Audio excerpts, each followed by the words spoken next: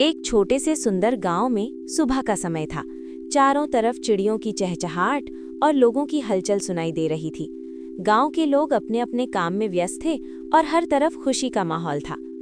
उसी गांव में रहते थे रामू काका। रामू काका बहुत ही जुगाड़ू इंसान थे। उन्हें हमेशा कुछ नया बनाने और नया काम शुरू करने का शौक था। एक दिन रामू काका अपने आंगन में बैठे बैठे सोच रहे थे कि ऐसा कौन सा काम किया जाए जिससे गांव के लोगों को भी मजा आए और थोड़ा पैसा भी कमाया जा सके।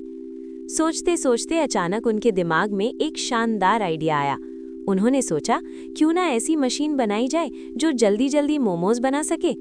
बस फिर क्या था, रामू काका तुरंत पुराने लोहे के सामान, गियर और मशीन के छोटे छोटे पार्ट्स इकट्ठा करने लगे। कई घंटों की मेहनत के बाद उन्होंने एक अजीब लेकिन मज़ेदार जुगाड़ू मोमोज मशीन बना डाली। उसी समय उनकी बहू सीता वहां आई। सीता बहुत अच्छी खाना बनाती थी। उसने मुस्कुराते हुए कहा, बाबा आप मशीन से मोमोज बनाइए, मैं उन्हें गरम गरम तल दूंगी।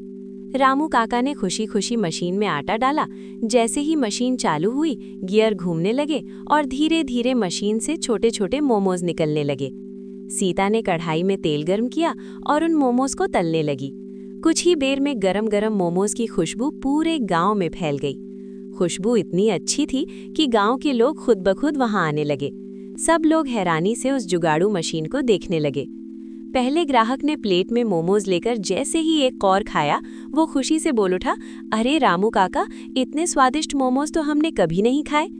धीरे धीरे वहां लोगों की लंबी लाइन लग गई। हर कोई रामू काका के गरम गरम मोमोज खाना चाहता था। मशीन तेजी से काम कर रही थी, गियर घूम रहे थे और लगातार मोमोज बनते जा रहे थे। रामू काका और सीता दोनों बहुत खुश थे। कुछ दिनों बाद गांव में एक बड़ा मेला लगा।